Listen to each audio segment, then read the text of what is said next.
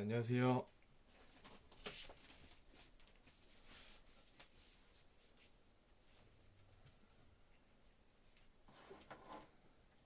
안녕하세요. 레이터 답터입니다. 오늘은 서피스 프로에 관련한 아마 마지막 영상이 되지 않을까 싶습니다. 저는 일단 마이크로소프트사의 키보드, 마우스, 서피스 시리즈를 사용해 왔습니다. 제가 대학생 때 서피스 RT가 처음으로 출시됐고, 이후에 서피스 프로, 랩탑, 북 등 다양한 시리즈가 출시되었습니다. MS가 또 서피스 광고를 정말 기깔나게 만듭니다. 광고를 찾아보신 분들은 아시겠지만 그 영화 스텝업 팀을 서피스 프로의 홍보차 통째로 섭외를 해서 광고를 만들 정도니까 정말 한 편의 영화, 단편 영화 같은 그런 퀄리티를 보여주는데, 그 광고도 아마 제가 서피스에 빠지는데 한몫한 것 같습니다.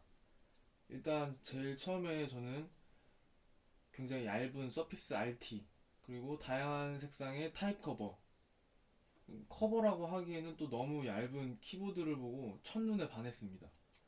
그래서 서피스 RT부터 서피스 프로 5까지의 제품을 쭉 사용해 왔는데, 먼저 제가 생각하는 서피스 시리즈의 장점에 대해서 말씀드리겠습니다. 첫 번째는 디자인입니다. 얇고 다양한 타이 커버의 색상으로 새로운 분위기를 연출할 수도 있습니다. 두 번째는 킥스탠드입니다. 일반 랩탑보다 더 넓은 각도 조절이 가능하면서 또 같은 각도여도 랩탑을 펼치는 거랑은 다른 안정감이 있습니다. 세 번째는 리퍼 시스템입니다. 리퍼 기간 안에는 MS의 대처가 꽤나 관대한 편입니다. 이것저것 따지지 않고 금방 물건을 보내줍니다. 네 번째는 간지납니다. 일단 도서관이나 카페에 서피스를 가지고 갔을 때 같은 물건을 쓰는 사람들이 거의 없습니다. 이건 바꿔 말하면 가성비가 별로 안 좋아서 사람들이 안 쓴다는 얘기일 수도 있는데, 저는 다 똑같은 노트북을 쓰는 게 좀 싫었고, 그래서 서피스를 더 택하지 않았나 싶습니다. 별로 같은 공간에서 서피스를 쓰는 사람은 정말 본 적이 없어요. 그리고 다섯 번째는 가벼운 무게. 무게가 가벼운 편입니다. 거의 타입 커버를 껴도 1kg 미만이니까 LG 그램이랑 비슷합니다. 아마 인치수가 좀 작아서 더 그런 걸 수도 있지만, 그래도 가벼운 무게도 휴대성을 따지는 제 입장에서는 굉장히 좋은 선택지가 됐던 것 같습니다. 그럼 다음으로 제가 생각하는 단점은 첫 번째가 가격이에요. 제가 서피스를 쓰게 되는 데까지 굉장히 오래 걸렸거든요. 학생일 때 서피스가 나왔기 때문에 조금 중고 제품을 찾다 보니까 더 오래 걸리기도 하고, 그래서 편하게 쓸 수는 없다는 게 단점이죠. 가격이 일단 같은 사양인 다른 노트북에 비해서 너무 비싸다는 게 가장 단점입니다. 그리고 두 번째는 주변 기기들의 가격, 그리고 별, 별도 구매 정책. 이건 뭐 애플도 똑같은 정책이지만, 어쨌든 저는 서피스를 쓰는 데 있어서 타입 커버는 거의 필수적인 요소라고 할 수 있는데, 이 타입 커버를 별도로 구매하게 한다. 근데 또 가격이 굉장히 사악합니다. 타입 커버가 최소 10만원 이상. 그리고 펜도 따로 사야 되고, 주는 게 본체밖에 없어요. 본체랑 충전기.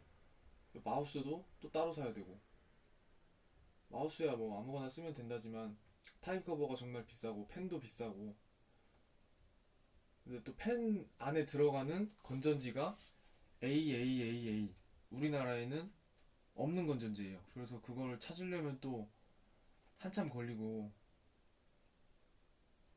그런 점들이 좀 단점입니다. 그리고 세 번째는 확장성이 매우 떨어져요. 포트가 3.5파이 이어폰, 그리고 미니 디스플레이 포트, USB 타입 A, 충전. 그러니까 확장 포트가 딱 두 개밖에 없는 거예요. USB 하나랑 미니 디스플레이. 그래서 또 따로 파는 서피스 도기, 그것도 20만 원 돈 되고, 다 돈입니다. 그리고 세 번째로는 찔끔찔끔 해주는 업그레이드. 세대 수가 올라갈수록 뭐 서피스 프로 2에서 3로 올라올 때는 굉장히 많은 변화가 있었지만, 그 이후로는 제가 써봤을 때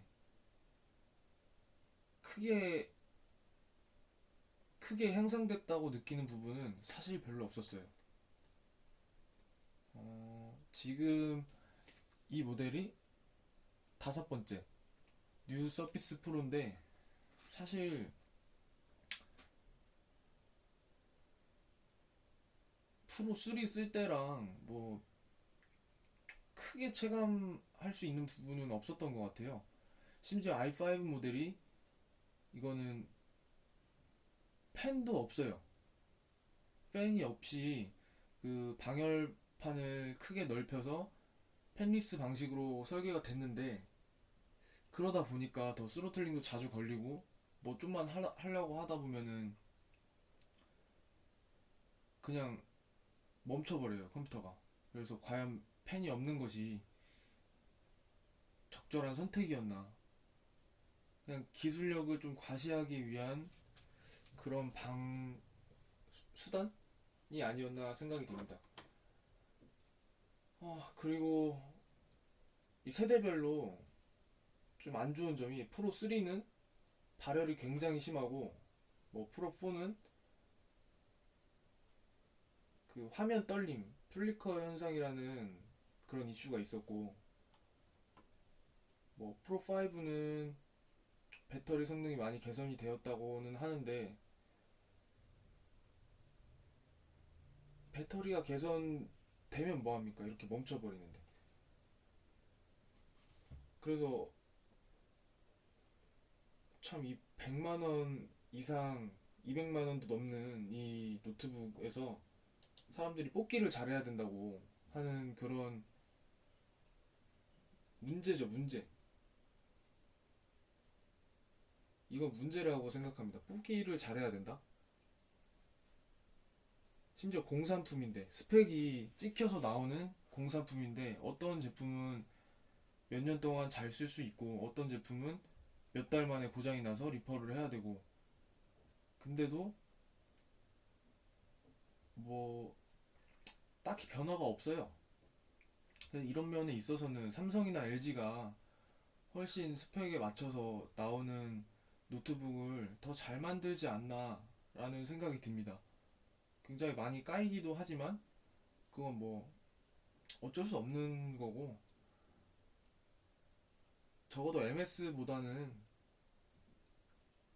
삼성이나 LG가 사실 훨씬 낫다고 생각을 해요. 이런 뽑기를 할 필요가 거의 없고, 내가 지불한 돈에 대해서 그에 응당하는 좋은 기기를 받을 수 있는데,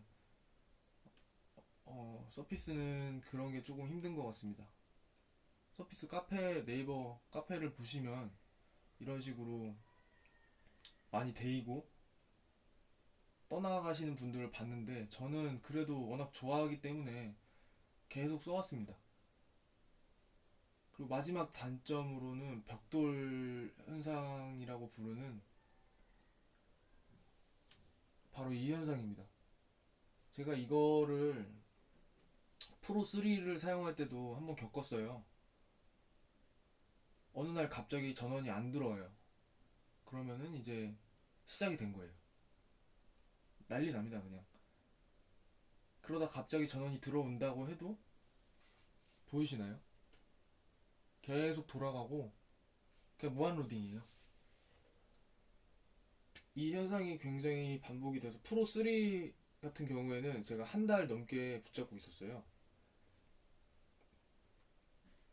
결국 어찌어찌 고쳐져서 데이터는 날라갔지만 다시 사용을 하긴 했는데, 그때 너무 스트레스가 심해서 사실 더 이상은 서피스를 쓰지 않겠다고 다짐을 했는데, 사실 또 다른 노트북을 써보니까 그렇게 편하지가 않더라고요. 이 터치에 터치랑 킥스탠드에 적응이 되다 보니까 다른 노트북이 굉장히 불편했어요. 그래서 다시 서피스를 쓰게 됐고, 뉴 서피스 프로까지는 넘어왔는데, 쓰다 보니까 또 이렇게 벽돌 현상이 생겼어요. 그래서 정말 이번에는 그냥 이게 고쳐진다면 빨리 처분하고 더 이상은 정말로 서피스를 쓰지 않을 생각입니다. 너무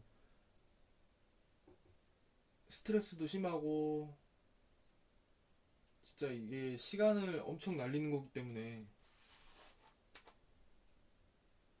차라리 이 시간에 다른 노트북을 썼다면 제가 날리는 시간이 없었을 텐데, 그래서 정말 이번 리뷰를 마지막으로 서피스를 절대 쓰지 않을 생각입니다. 그래도 투인원 PC 중에서는 이만한 제품이 없다고 생각을 하기는 하는데, 뭐 다른 제품을 사용해 본 것은 아니지만 제가 뭐 검색을 해보고 제 취향대로 이제 분석을 해본 결과로는 서피스가 최고였어요. 근데 이제 더 이상은 쓰지 않으려고 합니다, 정말. 그리고 이게 좀 고쳐졌으면 좋겠는데, 지금 이 화면만 일주일째예요, 일주일째. 벌써 일주일째인데 아직도 고치지를 못하고 있습니다. 너무 스트레스를 많이 받아서 더 이상은 서피스를 쓰지 않으려고 합니다. 아, 혹시 이 영상을 보시는 분들은 서피스 구매에 있어서 나중에 이런 부분을 겪을 수도 있다는 것을 충분히 인지를 하시고 사용을 하셨으면 좋겠습니다. 하지만 저는 쓰지 않겠습니다, 이제. 오늘도 제 영상을 봐주셔서 감사드리고, 다들 건강하시고 이렇게 전자기기 때문에 스트레스를 받는 일은 좀 없었으면 좋겠습니다. 또 다음 영상에서 뵙겠습니다. 안녕히 계세요.